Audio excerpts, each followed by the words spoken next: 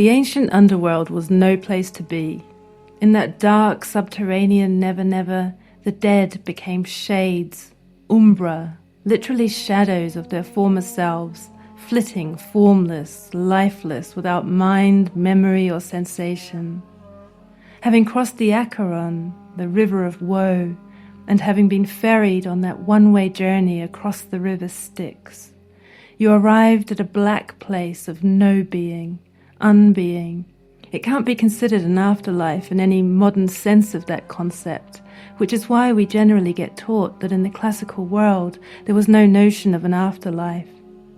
And that's true to the extent that existence in this colourless dimension can't be considered life after death. It simply can't be considered life in any regard. And the only thing worse than going there was to die and not go there at all, to not be able to make it, to be left listless and wandering still upon the earth, to haunt the living and to remain among them as a troubling, tormented presence. In this episode, we'll explore Roman beliefs and practices concerning these restless shades, which we might call ghosts, and which Roman society called the Lemures. For reasons you'll understand by the end of this episode, this is the next installment in our exploration of Roman household gods. To understand the Lemures, we first need to visit the underworld. We'll observe what sorts of entities inhabited its dark caverns and what relationship they bore to the world above. We'll put ancient ideas about the underworld in a specifically Roman context and see how ideas about this shadowy nether realm connected to Roman ancestor worship, which was so integral to every Roman home. And then we'll see how when things went wrong, the Lemures disrupted the proper order of things. So, from household gods to haunted houses, our journey today takes us into the shades and into the realm of the Lemures.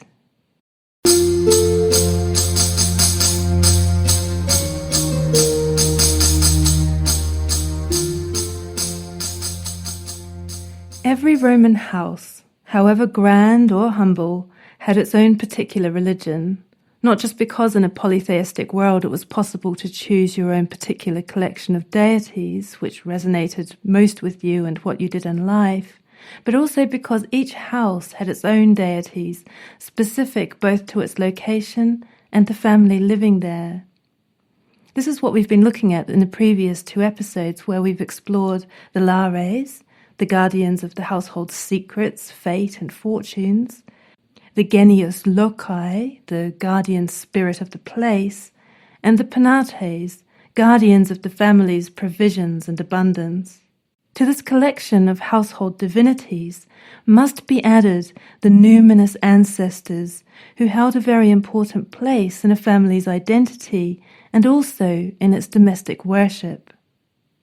The ancestral dead were known collectively as the manes, which is often translated helpfully, if imprecisely, as spirits. And they were, moreover, the manes, meaning that they were the divine ancestral dead. These are central to and absolutely characteristic of Roman culture. If you ever see Roman tombstones in museums or in your wanderings, they'll almost invariably have a dedication to the divine spirits of the dead, dis manibus, often simply abbreviated to DM. And societally, the ancestors always had an enormous bearing on what people did and how they did it.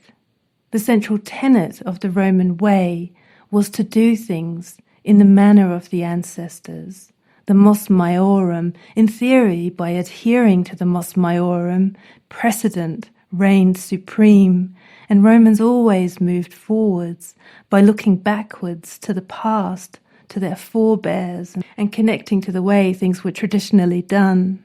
The faces of those ancestors still peer out at us today as we walk around the ruins of the Roman world. Everywhere we're met with statues, busts, and marble eyes peering sternly out of tombs and sarcophagi. In Roman homes, if you had the money, you kept such things in your house, But moreover, you also kept the amarganes of your ancestors. These were death masks made by imprinting the face of someone who had died into wax. These masks could then be kept, venerated, and brought out in public during funerals so that the ancestors could join in the funerary procession. The pantheon of Roman gods thus increases exponentially if we realize that we must add to their number the countless hordes of the Roman dead. Every family and every home again had its own characteristic associations and connotations of precisely who these ancestral deities were. A whole slew of questions arise at that statement, though, and we need to unpack it, because we shouldn't be imagining that Granny became a goddess, or that there was an individual godhood allocated to particular family members, or that everyone felt okay about death because ultimately everyone became a god. None of those things are true. Well, for most people it wasn't true. That is actually exactly what eventually happens with the imperial cult, when first emperors and finally even their family members did become divinized after death and did gain an individual, recognizable and named godhood. However, this was something that was made possible because of this concept of the divine ancestral dead, and divine dead emperors evolved out of these ideas. It wasn't ordinarily how these ideas manifested. The D-manes were, ordinarily, an undifferentiated mass. The divine dead was a shifting, shapeless collective of shades. Now, there are all sorts of contradictions if we try to make sense of this particular cluster of Roman beliefs according to modern rationale, and I don't know that trying to formulate it clearly or drawing up a tidy definition is the right way forward here, because the whole point is that this was murky territory beyond the clarity and light of day. By which I don't mean it entered into the territory of faith and belief, such as the nebulous modern conceptualizations of an unknown afterlife. Not at all. What I mean is that the underworld, by definition, lacked form, substance, and vitality. Anything in it or off it was necessarily murky and ill-defined by nature. In theory, moreover, it was so closed off from the living world and so beyond reach of the world that it was, in a sense, non-existent. That's the idea. There's no existence there. And yet, this is where the contradictions creep in, because nevertheless the underworld was a place. It was conceived of as a domain beneath the living world, which had openings into this world at geographically specific places, which you could visit. And we will visit some of those deathly portals in future episodes. In ancient myth and legend, the living could occasionally make the perilous voyage down into the realm of Hades or Pluto to try to retrieve a loved one from the clutches of death, or to visit the shade of someone who held important information. Sometimes, too, the shades could be brought to the surface temporarily if certain forbidden rites were performed, and the shade was reanimated for a fleeting moment with a blood sacrifice so that it could divulge necessary information. In myth and legend, just as in ancient practices of witchcraft and, in fact, in many of the practices of ordinary people in their general domestic worship, the underworld was perceived as present, in tandem with this world, and the channels of communication were not always so hermetically sealed. But, as I said at the start of this episode, the underworld was no place to be. If we follow the Greek hero Odysseus's dalliances with life's gloomy underbelly, we get a good sense of the attitude towards it. Odysseus has procured the means to make the shades rise to the surface of the world, thanks to the sorceress Circe. He makes offerings of honey, milk, wine, water, and barley, and then he slaughters 2 sheep, whose fresh blood feeds the shades he seeks, and they begin to appear to him in ghostly forms. Among them is his old comrade from the Trojan War, Achilles, forever and always considered the greatest of the Greeks. The bravest, the strongest, the most handsome warrior of all time, whose song would be sung forever. As indeed it still is. The Iliad, the epic in which he is the hero, continues to be published, read, studied, and dramatized in film. And this is vital to understand. In ancient Greek society, for whom the gloomy prospect of an ignominious afterlife meant no chance of any heavenly sort of immortality, this worldly sort of fame and glory was the highest accomplishment and goal. Fame and glory was important among your contemporaries, but even more so among the generations that came after you. Your eternal fame was your legacy, and to be remembered and celebrated by the living was your only real shot at immortality. And it's these values and this worldview that allows us to understand what the prospect of death really meant to Greek society, much of which was carried over into the Roman. Your reward was among the living, it remained in life and light, and there was no sense that death brought its own rewards or that there was something in the netherworld to look forward to. We need to understand this fully to appreciate the power and shocking revelation of the words the shade of Achilles speaks to Odysseus in the underworld. When Odysseus sees his old friend, he greets him as Achilles, blessed in life and blessed in death.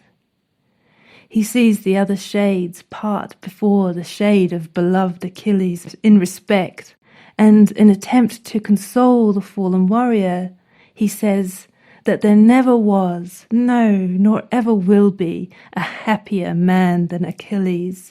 For in your lifetime, Odysseus declares, we Greeks paid you honours such as are rendered to the gods, and now, in death, you are king over the shades of all this vast domain. But Achilles is having none of these platitudes. He replies, speak not to me, Odysseus, words of comfort concerning death. Far rather would I drudge as a serf of a poor man on a peasant farm than be king of all the dead. In other words, Achilles would give up all the glory he fought so hard for and sacrificed his life for in the end, and be happy to live without glory at all, forgotten even among his contemporaries, humble and ignominious, but alive, rather than be the most famous man in the world and dead. There was no honour that in death was worth it. And there are some earth-shattering ideas there that shake the very foundations of archaic Greek warrior culture. But in the train of thought it provokes and the sort of philosophy that might arise from it, I think this attitude is quite recognizable in Roman culture's emphasis on enjoying your days in the face of mortality and the brevity of life. Everything from the carpe diem, seize the day spirit of making the most of the time you have, to the memento mori, reminding people to enjoy life's pleasures and simple luxuries. In fact, a lot of Roman tombstones call out to passers-by to give a snippet of wisdom to anyone who will stop to read. And they often say things to the effect of enjoy your food, drink your wine, love your woman. This will be you lying here soon enough. And taken out of context, it can seem morbid, but actually this is a robust invocation to live and to love and to be grateful for whatever it is that you have and to take your pleasures as they come. In an upside-down sort of a way, that's Achilles' revelation to Odysseus. But the flip side was that there was really nothing to anticipate in being dead. The shades have none of even life's most simple of pleasures. When the Roman poet Virgil has the hero Aeneas actually go down into the underworld, it's the same vision. There are shades flitting bat-like as nondescript shadows, black on black and anonymous. There are some interesting editions where souls are lined up, wiped of all memory, waiting to be sent again into the world as newborns, and this alerts us to the belief that circulated among some philosophies of the transmigration of souls, which is a sort of reincarnation. But Aeneas wanders around in this grim and dismal place, meeting vaporous apparitions of various people he once knew.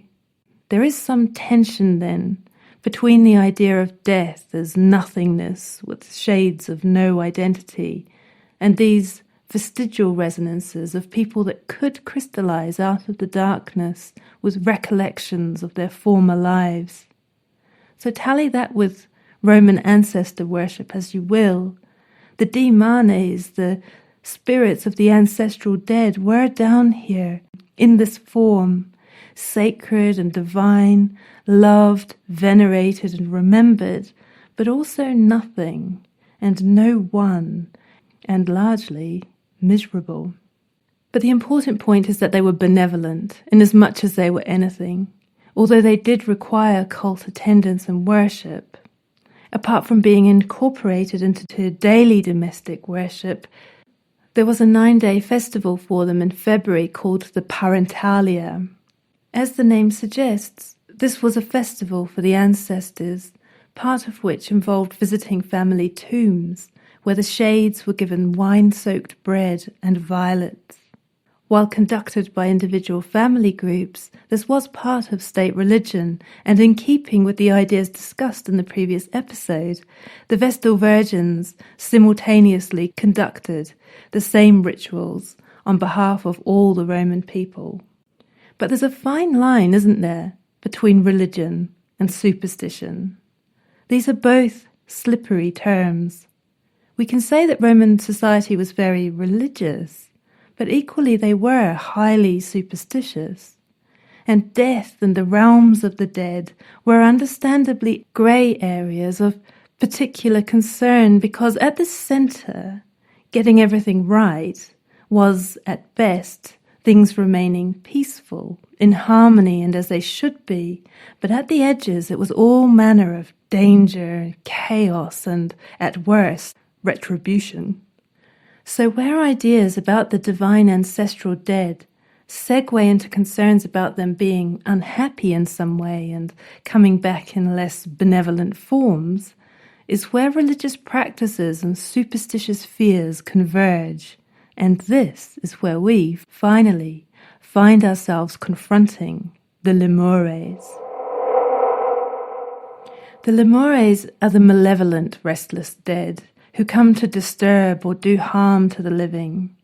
They're often referred to as ghosts or even poltergeists to render them into something recognizable to people today, which is why I've taken some time to situate them in the wider context of the underworld, the deepenes, and the Roman ancestor cult, to show you the thought worlds to which they belong and from which they emanated in unsettling, nebulous forms. And speaking of forms, if you looked at the thumbnail and thought that this episode was about lemurs, those bug-eyed nocturnal primates that live up trees in Madagascar, your eyes didn't deceive you overly much. Carl Linnaeus, the father of taxonomy, who formalized the system of naming animals, called these creatures lemurs directly after the Roman lemures. Lemur is the singular, lemures is the plural in Latin. He explained his choice was due to the nocturnal creepings of these animals that looked eerily like humans in the night.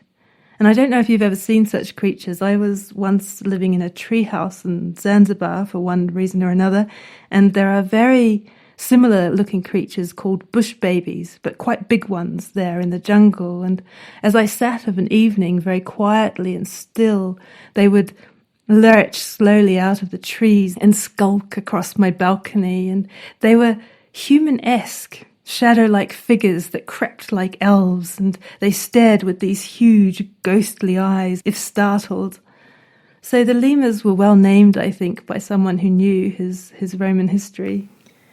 Anyway, the Lemures loitered in the darkness and caused trouble.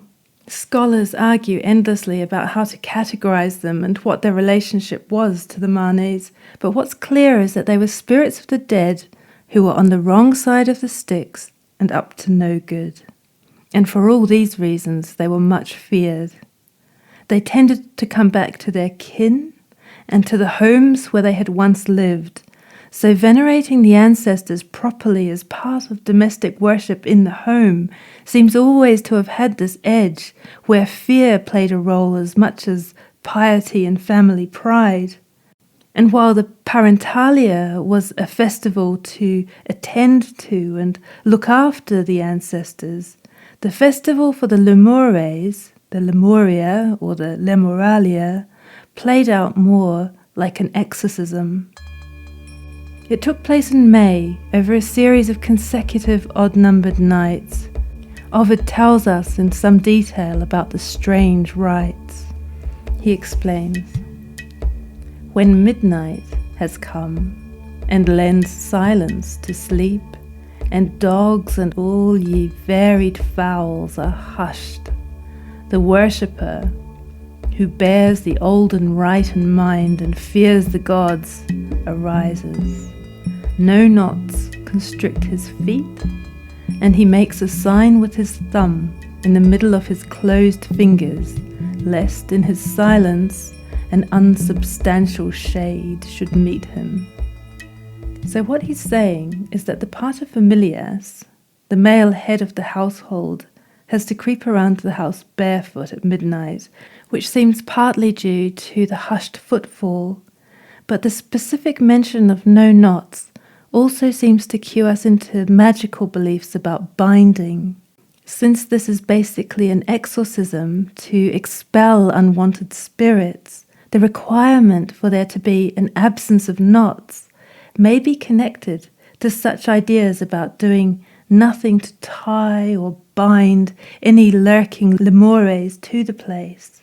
And the hand gesture is really interesting because the thumb between the closed fingers seems to be what is still known in Italy today as the mano ficca, the fig hand. It used to be an obscene gesture, but it's been replaced by others now. But it was used to insult someone or to ward off the evil eye. And this latter seems to be exactly how it is being used in the rites of the Lemuria. The man of the house is walking quietly through, making this gesture in case there are lemures present. Ovid then tells us the man washes his hands in spring water in an act of purification, after which the rites begin. The paterfamilias keeps his eyes averted. As with the lack of knots and the hand gesture, the concern is to do nothing that attracts or detains any lemures present. The eyes are very important in this. He then takes black beans, which occur elsewhere in semi-magical rites to do with death and silencing hostile tongues, and he throws them over his shoulder. As he throws them, he says, "These I cast, with these beans I redeem me and mine. These I cast, with these beans I redeem me and mine.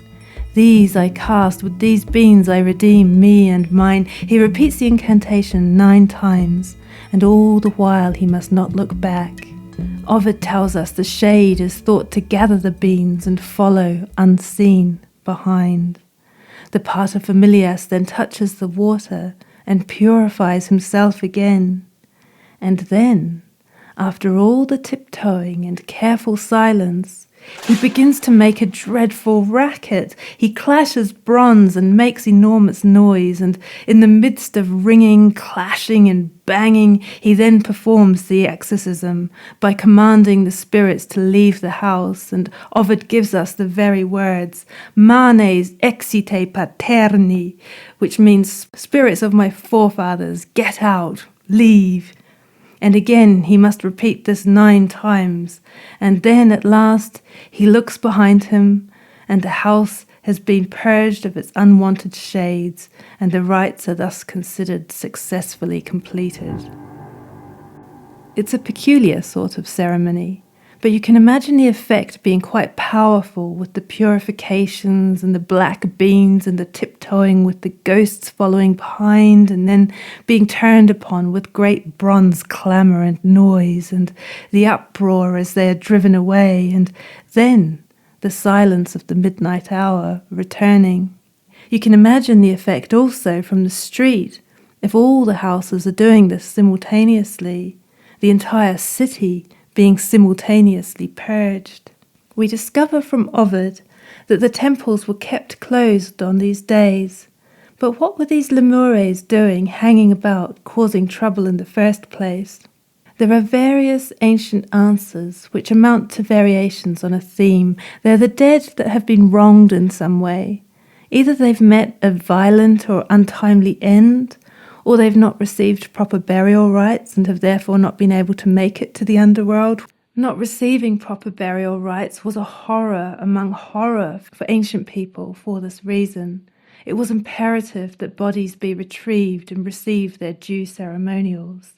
And you'll hear the threat from time to time in ancient literature of somebody jeering that they will cast their enemies' bodies to the dogs.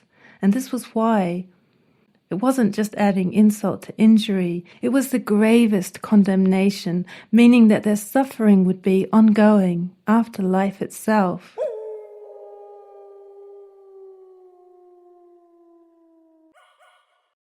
Ovid derives the name of the festival, the Lemuria, from Remus, who was killed prematurely and violently by his brother Romulus, Rome's first king. According to Ovid's no doubt wonky etymology, the festival was at first called the Remuria, after Remus, but over time its pronunciation morphed into the easier to pronounce Lemuria. And the truth of this is unimportant. What we can take from his tale is the apparition of the shade of Remus, in this telling the archetypal Lemur, who comes to Romulus to haunt him and complain. If you remember in the famous myth, there was a competition between the two brothers as to who would become king of Rome, and Romulus won by the sighting of the birds, which the ghost of Remus references. He comes to Romulus in the night, the gory shade of Remus, the umbra cruenta Remi, and he seems to stand at his twin brother's bedside, and Ovid says he spoke these words in a murmur. "Look, here I am, half of you and the other part of your vow. Behold whether I am as I was, who just now was what I was. A little while ago I might have been the foremost of my people, if but the birds had assigned the throne to me. Now I am escaped from the flames of the pyre, an empty image. This is all that remains of that former, once great Remus." The ghostly, complaining figure of Remus is disgruntled and demands his brother do something to appease him. According to this origin myth, the Lemuria was originally set in place to appease the restless, angry spirit of Remus, but it was maintained to appease yearly all the other accumulating restless dead. It's an interesting glimpse of an ancient ghost. It's not the only one. Hector comes as a ghost to Aeneas after he's been killed and his body shredded to pieces after being dragged about behind the chariot of Achilles, and he too is a gory sight, defiled, wounded, and horrible. He brings his message to Aeneas in a dream. And it's interesting that one thing that does happen often to the dead is that they suddenly have these prophetic powers. Their knowledge suddenly extends beyond that which they had in life, which is why some people sometimes sought their advice. But conjuring the dead, however, was something usually only in the domain of witches and the black arts, and so it was all the more frightening for that. Being associated with witches and magic only made the Lemures more terrifying and unwanted company. But it seems like the otherwise benevolent Manes could also turn nasty if they weren't given their dues in terms of the appropriate attention during festivals in their honour, such as the Parentalia. One incidence of gross negligence of these rites in the city's early days was remembered as having wrought havoc. The Manes seem at this point to turn into Lemures in punishment and returned to the world in droves. Ovid says, from that ominous day Rome grew hot with the funeral fires that burned outside the city. They say, though I can hardly think it, that the ancestral souls did issue from the tombs and make their moan in the hours of stillest night, and hideous ghosts, a shadowy throng, they say, did howl about the city streets and the wide fields. Afterwards, when the honours which had been omitted were again paid to the tombs, an end was thus put to these fearful apparitions. So again we see the imperative of paying the ancestors all due honours, as well as the perceived dangers in neglecting them. And the examples that I've given you so far are mostly literary, but there was no doubt a great many first-hand tales always circulating of uncanny encounters people felt they had experienced, or even more likely that had happened to a friend of a friend of a friend. And Pliny the Younger records one such story that he recounts to his own friend in earnest. It's the story of a haunted house that had become notorious in Athens. The younger Pliny likes to posture as a philosopher, so he introduces the story as an intellectual inquiry to his friend. In his letter he says that he'd like to know what this friend thinks about ghosts, and here he calls them phantasmata. He says, "I should very much like to know whether you think that ghosts exist and have a form of their own and some sort of supernatural power, or whether they lack substance and reality and take shape only from our fears." He then offers his own position on the matter. "I'm personally encouraged to believe in their existence, largely from what I've heard of the experience of Curtius Rufus. While he was still obscure and unknown, he was attached to the suite of the new governor of Africa. One afternoon he was walking up and down in the colonnade of his house when there appeared to him the figure of a woman of superhuman size and beauty. To allay his fears, she told him that she was the spirit of Africa, come to foretell his future. He would return to Rome and hold office, and then return with supreme authority to the same province where he would die." Everything came true. Moreover, the story goes on to say that as he left the boat on his arrival at Carthage, in North Africa, the same figure met him on the shore. And it's at least certain that when he fell ill, he interpreted his future by the past and his misfortunes by his previous success, and he gave up all hope of recovery. So we see here the prophetic powers of the shades foretelling the rise and fall of poor Curtius Rufus, and here also the shades of Africa herself, no less. And Pliny confesses that he's quite swayed by these sorts of occurrences, and he's inclined to believe them. And so to further his position, he now moves on to the example of the haunted house in Athens. And I thought about summarizing this for you, but I think it's far more interesting and also enormous fun to hear these ancient people speaking in their own voices. So here's Pliny in his own words to tell you his ghost story directly in the way he composed it 2,000 years ago. "Now consider whether the following story, which I will tell just as it was told to me, is not quite as remarkable and even more terrifying. In Athens, there was a large and spacious mansion with the bad reputation of being dangerous to its occupants. At dead of night, the clanking of iron and, if you listened carefully, the rattle of chains could be heard, some way off at first, and then close at hand. There then appeared the spectre of an old man, emaciated and filthy, with a long flowing beard and hair on end, wearing fetters on his legs and shaking the chains on his wrists. The wretched occupants would spend fearful nights awake in terror. Lack of sleep led to illness and then death, as their dread increased, for even during the day when the apparition had vanished, the memory of it was in their mind's eye, so their terror remained after the cause of it had gone. The house was therefore deserted, condemned to stand empty and wholly abandoned to the ghost, but it was advertised as being for let or for sale in case someone was found who knew nothing of its evil reputation. The philosopher Athenodorus came to Athens and read the notice.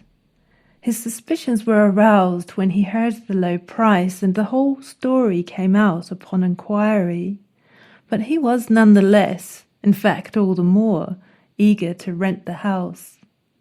When darkness fell, he gave orders that a couch was to be made up for him in the front part of the house, and he asked for his notebooks, pen, and a lamp. He sent all the servants to the inner rooms and concentrated his thoughts, eyes, and hand on his writing, so that his mind would be occupied and not conjure up the phantom that he had heard about, nor other imaginary fears. At first there was nothing but the general silence of night, and then came the clanking of iron and dragging of chains. He did not look up, nor stop writing, but steeled his mind to shut out the sounds. Then the noise grew louder, came nearer, was heard in the doorway, and then inside the room. He looked round, saw and recognized the ghost described to him. It stood and beckoned, as if summoning him. Athenodorus, in his turn, signed to it to wait a little, and again bent over his notes and pen, while it stood rattling its chains over his head as he wrote. He looked round again and saw it beckoning as before, so without further delay he picked up his lamp and followed. It moved slowly as if weighted down with chains, and when it turned off into the courtyard of the house, it suddenly vanished, leaving him alone. The philosopher then picked up some plants and leaves and marked the spot. The following day he approached the magistrates and advised them to give orders for the place to be dug up. They found bones, twisted round with chains, which were left bare and corroded by the fetters when time and the action of the soil had rotted away the body. The bones were collected and given a public burial, and after the shades had been duly laid to rest, the house saw them no more. So it seems time moves on, but ghosts and ghost stories not so much. For all its age, this is a very recognizable and universal sort of a tale. But for Pliny, in his cultural context, this shade haunting the Athenian house was one of the Lemures, clearly in this case one that could not go to the underworld because of his lack of proper burial. Once he'd received what he needed, he simply disappeared. And Pliny wasn't telling this story as a fiction, but something that he'd heard and was inclined to believe as true. And he wanted to find out what his friend thought on the matter, and as philosophers they'd rationalize and argue the case either way and deliberate about what it all meant. For us, what it means is that with the Lemures we are not only in the shadows of Olympus, but with the shadows of shades who were in the limbo of it all. The Manes, the divine ancestral dead, although nebulous underworld figures, were still part of the numinous world of Roman religion and very prominent within the home and the domain of domestic worship. But the Lemures, who had fallen through the gaps and who were still wandering among the living and haunting their houses, were often doing so precisely because they had been forgotten and because they hadn't received their dues. And sometimes, eventually, they got what they needed, some rituals performed, a proper burial, some old score put to rights. And other times they received obscene hand gestures, had beans spat at them, and got driven out of the house with clanging pots and pans. So such is life and death. But let me end by returning us to the real people and to the loved ones they missed, by leaving you with a Roman tombstone. It starts out, as is normal, with the dedication Dis Manibus, to the spirits of the dead, but it is unusual and especially touching because this woman, Furia Spes, expresses a profound wish not merely for the dead to be honoured, but for love to continue across the boundary of death. Here are her words. To a sacred and worshipped spirit, a sacred thing to the spirits of the dead, Furia Spes made this for her dearest husband, Lucius Sempronius Firmus. When we met as boy and girl, we were joined in love equally. I lived with him for a short while, and in a time when we should have lived together, we were separated by an evil hand. So I ask you, most sacred spirits, to protect my dear husband entrusted to you, and that you be willing to be most accommodating to him in the nightly hours, so I may have a vision of him, and so he might wish that I persuade fate to allow me to come to him more sweetly and quickly. Furia Spes is asking the spirits of the underworld to allow her beloved husband to return to her, even as a ghost.